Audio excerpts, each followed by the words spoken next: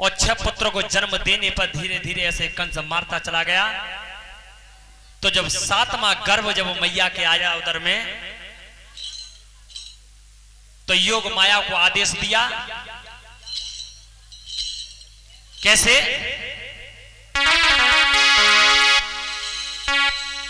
अरे जब गर्भ धरो मैया ने, और तुम सुनो भूपच तलाई रे।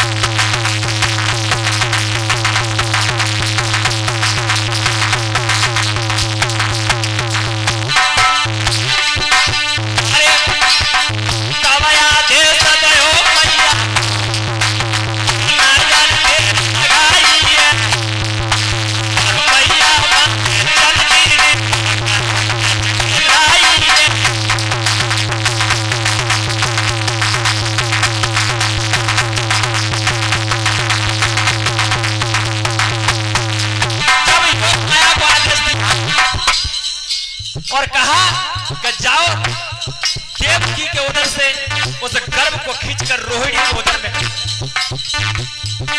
अरे यार धरा समय भयो, के आयो मैया ने देर करी आयो।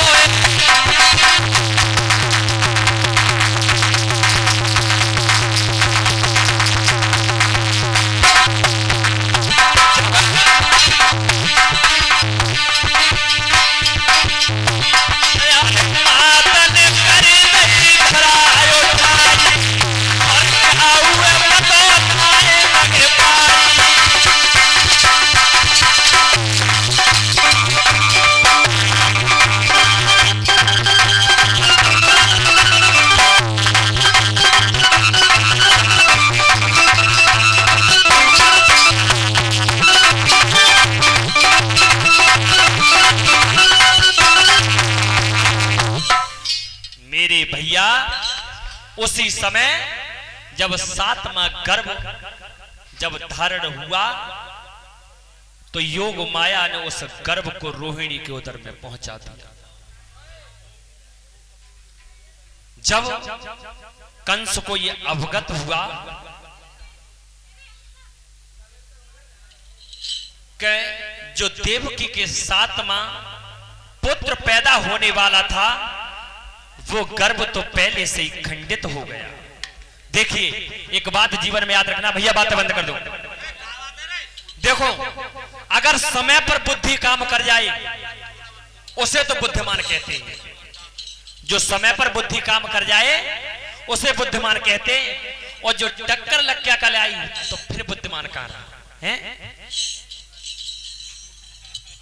देखिए जब भगवान राम का एक बार वो दरबार लगा हुआ था, देखो सुनिए ध्यान से सुने। जब भगवान राम का दरबार लगा हुआ था, जब भगवान राम अपने राज सिंहासन को चला रहे तो उनको अपने ऊपर बहुत बड़ा गर्व हुआ था। क्यों? तो भगवान राम के राज्य में 4 प्रकार की बीमारी कभी नहीं आई थी। पता है कौन कौन सी? दैहिक, दैविक, भौतिक तापा और राम राज न का हुए व्यापा। ये 4 प्रकार की बीमारी थी। पहली बात, प्रथम बात तो यह है कि कभी भी भगवान राम के राज्य में बाप के सामने बेटा नहीं मरा। बाप के सामने बेटा नहीं मरा। तो भगवान राम को यह अपने ऊपर नाज था कि मुझसे बढ़िया और कोई राजा नहीं हो सकता। तो उसी समय एक दिन भगवान राम ने अपने राज सिंहासन पे से कहा कि आज मैं इतना खुश हूं कि जो भी मेरे अधिकार में है और जो भी मुझसे जो मांगेगा उसे वो चीज में दे दूंगा। जब इतनी बात कही,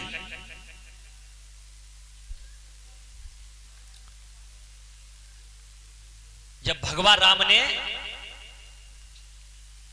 कि जो मेरे अधिकार में है, जो भी मुझसे मांगेगा मैं उसे दे दूंगा, तो सबसे पहले भगवान राम के गुरु खड़े हो गए। गुरु वशिष्ठ खड़े हुए और वशिष्ठ ने कहा, हे राम, अगर तुम देना ही चाहते हो तो सबसे पहले मैं मांग रहा हूं। कि बोलिए गुरुवर, क्या मांगना चाहती हो कि तुम दोगे? क्या हाँ? कि अगर तुम देना ही चाहते हो तो मैं तुम्हारी सीता को मांग रहा हूं। जैसे ही सीता की तरफ उंगली करी तो भगवान राम ने सीता जी से कहा, इशारा किया कि जाओ, आप गुरुदेवता ने आपको मांगा है। जैसा सीता जी की तरफ इशारा किया उसी समय वशिष्ठ महात्मा ने रोक दिया, क्योंकि भगवान राम ठहर जाओ। कहने से पहले आप जैसे राजा को इतनी बड़ी बात कहने में शोभा नहीं देती है। क्यों? कि तुमने ये इतने मुख से कह दिया कि जो भी मेरे राज सिंहासन में मेरा अधिकार है, उसे अधिकार में से जो मांगेगा उसे मैं दे दूंगा।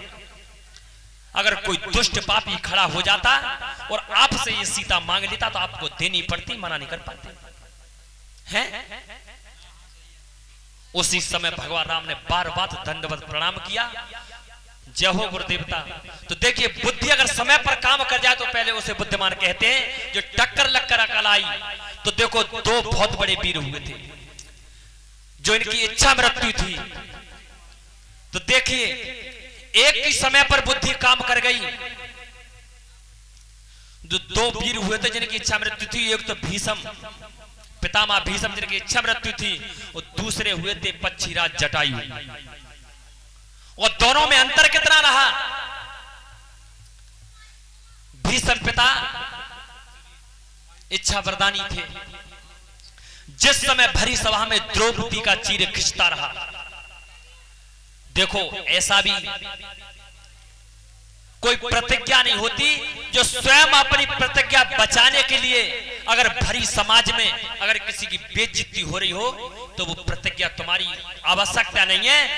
उस प्रतिज्ञा के टूट जाने से उसे समाज में अगर कहीं से इज्जत जा रही तो इज्जत को बचाना ज्यादा जरूरी है। लेकिन भीष्म पितामह ने अपनी प्रतिज्ञा रखने के लिए इतना बड़ा खेल खेला कि भरी सभा में द्रौपदी का चीर खिंचता रहा। भीष्म पिता बैठे बैठे देखते रहे और समय पर बल का प्रयोग किया जटायु ने। जिस समय सीता जी को रावण लेके जा रहा था, युद्ध किया, और युद्ध करने के बाद में जब जटायु पक्षी के दोनों परों को जब काट दिया, काटने के बाद में अंतर कितना रहा दोनों में? जब दोनों की मृत्यु हुई तो भीष्म पिता को तो 58 दिन तक बाणों की सैया पर रहना पड़ा। क्यों? कि एक अबला जाति का अपमान हुआ। चाहते तो सब कुछ रोक सकते थे, लेकिन नहीं रोका। और दूसरा पक्षी जटायु, जो समय पर बल का प्रयोग कर दिया उसने, तो उसका जब अंत हुआ तो मृत्यु हुई तो भगवान राम की गोद में। और भीष्म पिता की जब मृत्यु हुई तो बाणों की सैया पर हुई। 58 दिन तक बाणों की सैया पर पड़े रहे। उसके बाद में भीष्म पिता का प्राण। तो अगर बुद्धि समय पर काम कर जाए उसे तो बुद्धिमान कहते हैं। जो टक्कर लग कर कलाती है उसे फिर वो बुद्धिमान नहीं।